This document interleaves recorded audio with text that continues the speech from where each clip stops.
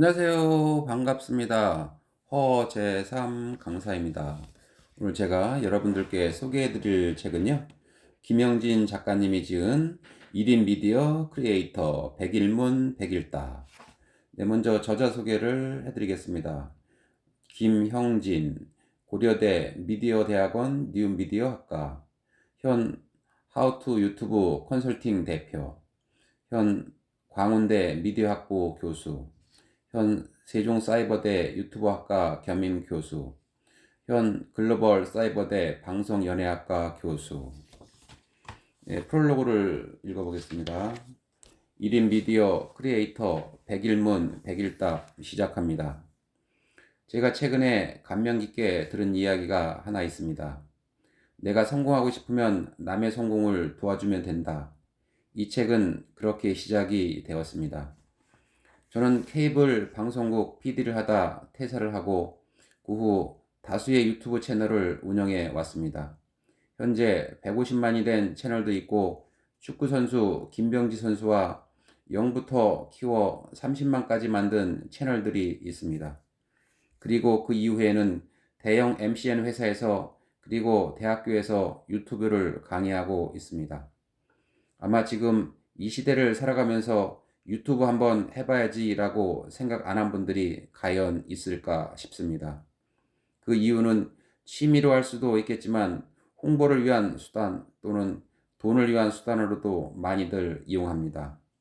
유튜브로 한 달에 몇 억 번다는 이야기 많이 들어보셨을 겁니다. 제 경험상 잘 기획된 유튜브 채널 1만짜리만 있어도 먹고 사는데 지장 없이 운영하는 분도 계십니다.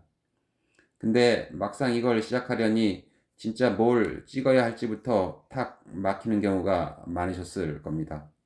또 편집은 어찌해야 할지, 또 촬영은, 편집은, 타이틀은, 뭐 막히는 게 한두 개가 아니죠.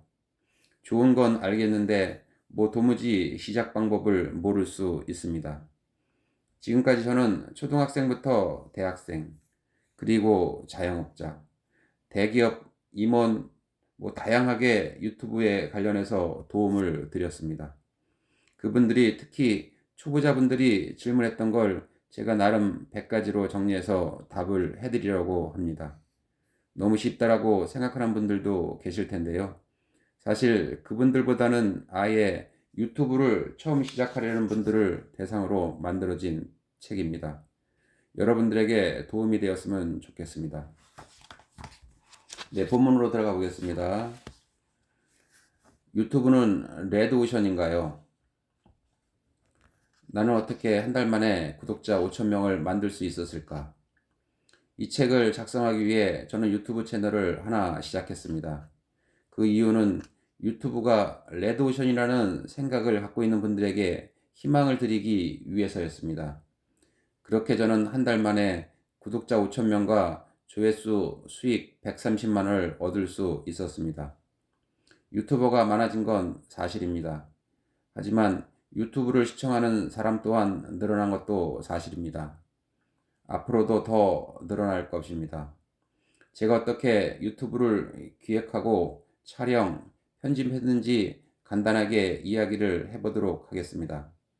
지금 당장은 이해가 가지 않는다고 해도 책에 적어둔 내용들을 차근차근 읽어보시고 다시 이 부분을 읽으시면 확실히 이해가 된다는 걸 느끼게 되실 겁니다. 유튜브 시작하려는데 도대체 기획을 어떻게 해야 합니까? 칼떼구리 절대법칙. 오늘 이 글을 읽는 사람들은 아마 그냥 무작정 시작하는 사람들에 비해서 확실히 성장할 여지가 높다는 이야기를 드리고 싶습니다. 이 글을 읽고 있는 여러분들이 만약 유튜브를 시작하려고 한다면 제일 먼저 해야 하는 작업이 바로 두 가지가 있습니다.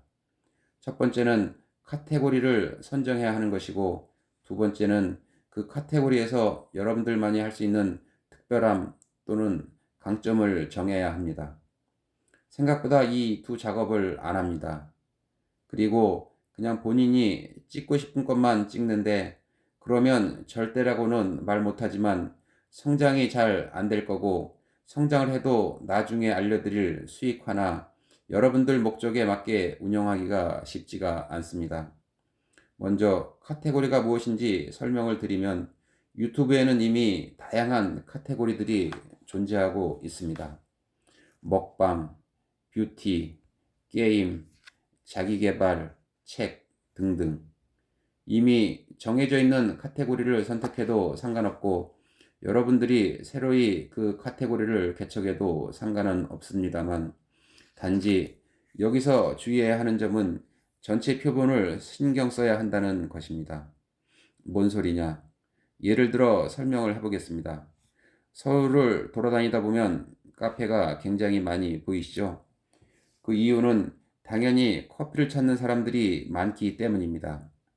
그럼 반대로 인도차 또는 네덜란드 전통차를 파는 가게를 보신 적이 있나요? 별로 없죠? 아니, 거의 없죠? 그 이유는 찾는 사람들이 별로 없기 때문입니다. 여기서는 여러분들이 선택을 하시면 됩니다. 사람들이 많이 찾는 만큼 경쟁률이 센 카테고리로 갈 것인가? 아니면 경쟁률은 다소 낮을 수도 있지만 사람들이 많이 없는 곳으로 갈 것인가? 이게 얼핏 들으면 후자가 굉장히 안 좋아 보이죠? 찾는 사람이 별로 없으니까 말입니다. 하지만 아닙니다.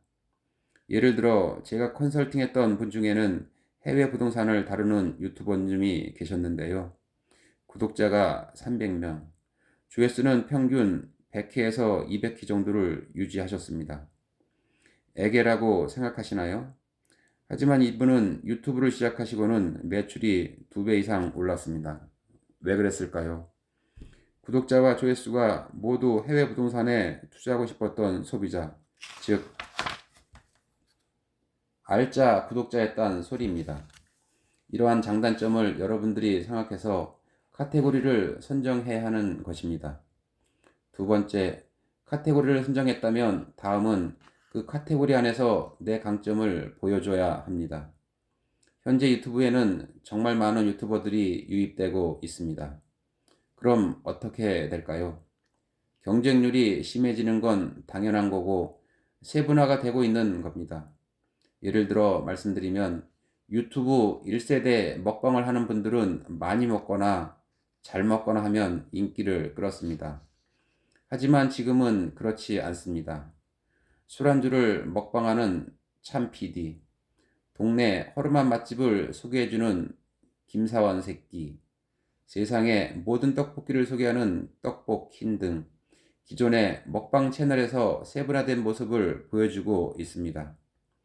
이처럼 유튜브를 지금 시작하려는 분들은 기본적인 카테고리에서 좀 더 세분화된 카테고리를 선정하는 게 유리하다는 이야기를 해드리고 싶네요.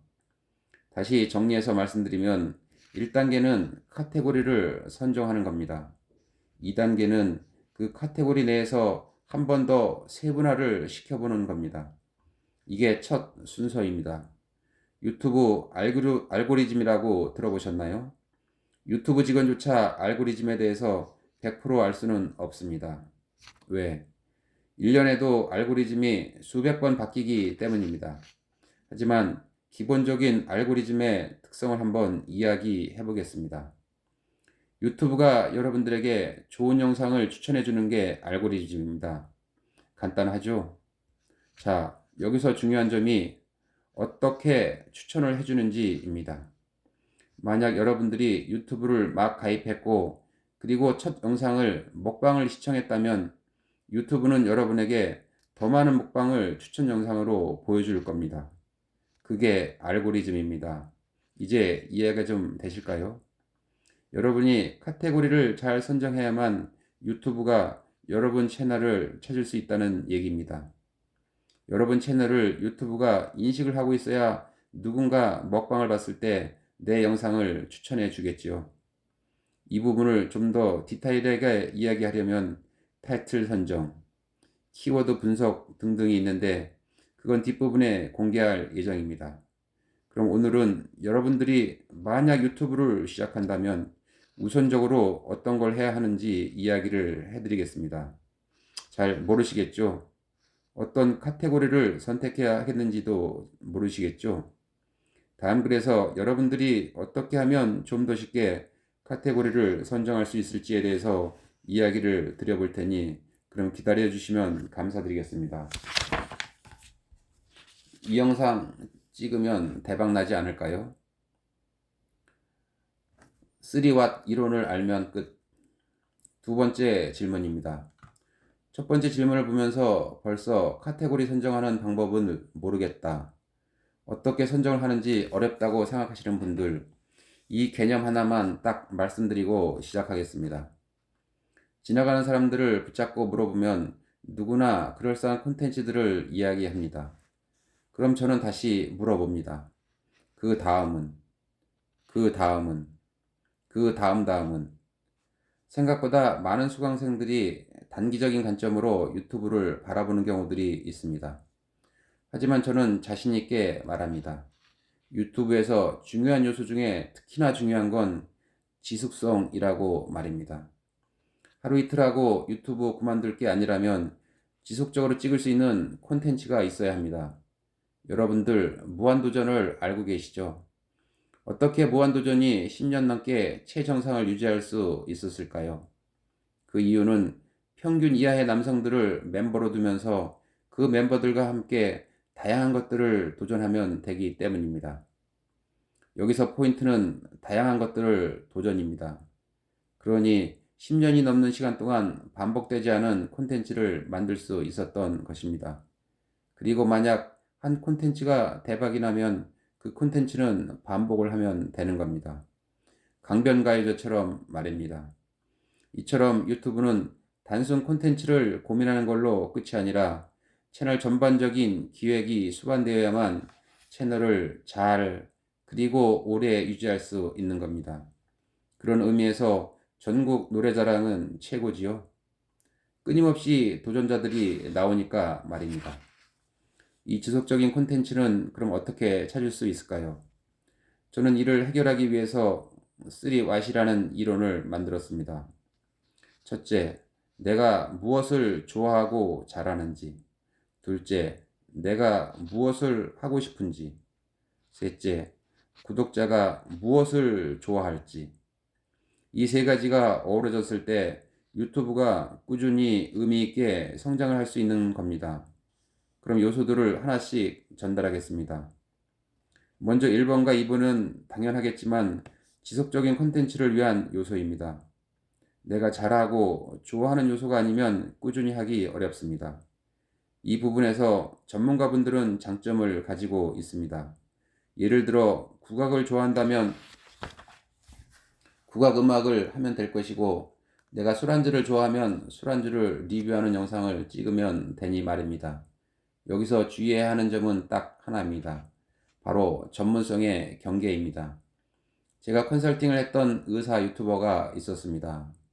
그 의사 유튜버는 고민이 있었습니다. 유튜브를 하고는 싶은데 정말 유명한 의사들이 본인 채널을 보면 욕할 것 같다는 것입니다. 그 이유는 본인은 서울 유명대학 의사가 아니라 그냥 일반 병원 의사이기 때문이었는데요. 아, 이럴 수가 있겠구나라는 생각을 했습니다. 하지만 중요한 건 말입니다. 여러분들이 누구를 위해서 유튜브를 찍는지입니다. 그 전문적인 지식을 가지고 있는 의사들을 위해서 찍을 것인가? 아니면 일반 대중들을 위해서 찍을 것인가? 그래서 3번 요소가 중요해지는 겁니다. 누구를 위해서 만들 거냐인 거죠. 저번 질문에서 제가 이야기했던 것 기억하시나요? 강남에 커피집을 차릴지, 인도 차를 파는 카페를 차릴지 말입니다. 내 영상을 누가 볼지를 결정해야만 콘텐츠를 만들 수 있고 채널을 성장시킬 수 있습니다. 조회수 1천은 도대체 어떻게 하면 넘길 수 있나요? 유튜브 채널을 처음 오픈하고 영상을 올리면 아마 여러분들은 힘 빠짐을 경험하시게 될 겁니다. 아, 진짜 내가 이 개고생을 하면서 영상을 만들었는데 뭔 놈의 조회수가 10, 20, 잘 나와야 100이지? 진짜 하기 싫다. 이런 감정을 느끼게 되실 텐데요. 오늘은 이런 분들을 위해서 특별히 제 필살기를 한번 공유해 보려고 합니다. 이 부분을 빼먹고 읽는 분들은 안타깝지만 정말 훌륭한 기술을 배우지 못하는 겁니다.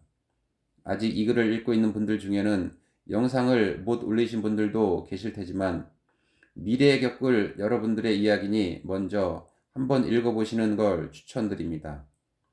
뒷부분에 가입 절차부터 영상 촬영, 편집 등 시작을 위한 내용도 자세히 적혀 있습니다. 자, 그럼 어떻게 해야 조회수 1천 넘길 수 있는 영상을 만들 수 있을까요? 먼저 제가 강조하고 싶은 이야기는 단순 조회수에 집착하시지 말라는 겁니다. 뒤에서 제가 이야기 드릴 방법을 적용하면 놀라울 만큼 조회수가 평소보다 올라가실 겁니다. 하지만 명심하세요. 조회수에 현혹되어서는 안 됩니다. 영상 하나에 조회수가 아니라 전체적인 평균 조회수의 의미를 두셔야 합니다. 그럼에도 불구하고 조회수 1천을 넘어보고 싶은 분들을 위해서 이야기를 드려보겠습니다. 두 가지만 기억하시면 됩니다. 시의성 그리고 키워드. 이 두 가지를 반영하면 높은 확률도 조회수를 올릴 수 있습니다. 제 필살기 같은 건데 특별히 이곳에서 공개를 하도록 하겠습니다. 첫 번째, 시의성은 쉽게 이해하시려면 네이버 실검을 기억하시면 좋습니다. 사람들 사이에서 이슈가 되는 거죠. 두 번째 키워드는 말 그대로 콘텐츠의 키워드를 분석하는 겁니다. 여러분들의 이해를 돕기 위해 두 가지 예시를 들어 설명을 드려보겠습니다. 다시 한번 더 말씀드리지만 이건 채널을 성장시키기 위함이 아니라 조회수에 한정된 이야기임을 다시 한번 기억하시기 바랍니다. 컨설팅을 했던 분 중에 철판 아이스크림을 콘텐츠로 촬영하던 유튜버가 있었습니다. 그 유튜버의 소원은 조회수를 한 번이라도 1천을 넘어보는 것이었습니다. 장기적인 목적보다 단기적으로 조회수 상승을 통해서 동기부여를 받고 싶어 하셨죠. 유튜버님은 철판 아이스크림을 만드는 걸 좋아하셨습니다. 하지만 문제는 어떤 걸로 철판 아이스크림을 만들지였습니다. 유튜버님은 딸기, 포도, 초콜릿 등 일반적으로 우리가 상상할 수 있는 제품들로 철판 아이스크림을 만들어 오셨는데요. 저는 이러한 아이스크림들은 구독자들이 상상할 수 있는 아이스크림이라고 생각했습니다.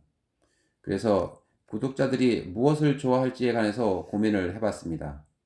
이때 시의성이라는 부분을 접목시켰습니다. 당시에 백종원의 골목식당 방송 프로그램에서는 한 가지 이슈가 있었습니다. 바로 2대 백반집이었는데요. 당시 레시피를 전수받은 사장님이 레시피를 따라 요리를 하지 않으셨음에도 고객들이 맛에 대해 불평을 하면 백종원 씨 탓으로 돌리고 있다는 내용이 방송되었습니다. 이를 본 시청자들은 분노하였고 그 분노가 네이버 실검에도 반영이 되었던 거죠. 저는 그래서 철판 아이스크림 유튜버에게 조언을 해주었습니다. 지금 당장 2대 백반집에 찾아가서 제육볶음을 구입해라. 그리고 그 제육볶음으로 철판 아이스크림을 만들어라. 제목과 해시태그에 2대 백반집을 다 넣으라고 말입니다. 어떻게 되었을까요? 평소 조회수가 100 미만으로 머물던 채널에서 이 영상은 조회수가 3,700이 넘는 결과를 보여줬습니다. 어떤가요? 이해가 안 되시죠? 하지만 이런 경우들은 상당히 많습니다. 이런 시의성을 활용해서 성장하는 유튜버들이 흔히 우리가 알고 있는 이슈 유튜버들인 것입니다. 그리고 여러분들이 기억해야 하는 게 있습니다. 그럼 네이버 실검 1위 하는 단어만 사용하다가 콘텐츠 찍으면 채널 금방 성장하겠네? 유튜브가 그렇게 쉽다면 제가 왜 이렇게 힘들게 책을 쓰고 있겠습니까? 네이버 실검은 나에게만 보이는 게 아니죠. 이미 사람들에게 다 노출이 된 키워드입니다. 그래서 이러한 키워드들을 따로 분석을 해야 합니다. 내가 제작하려는 하는 키워드로 얼마 많은 사람들이 영상을 만들었는지 또는 얼마나 많은 사람들이 검색을 하는지 등을 말입니다. 이 부분은 제가 뒤에서 좀 더 자세하게 언급을 해보도록 하겠습니다. 네, 오늘 저는 여기까지 마치고요. 여러분들 이 책을 한번 사서 보시고 많은 도움을 받으시기를 바라겠습니다. 저는 다음에 새로운 책으로 뵙겠습니다. 오늘 감사합니다.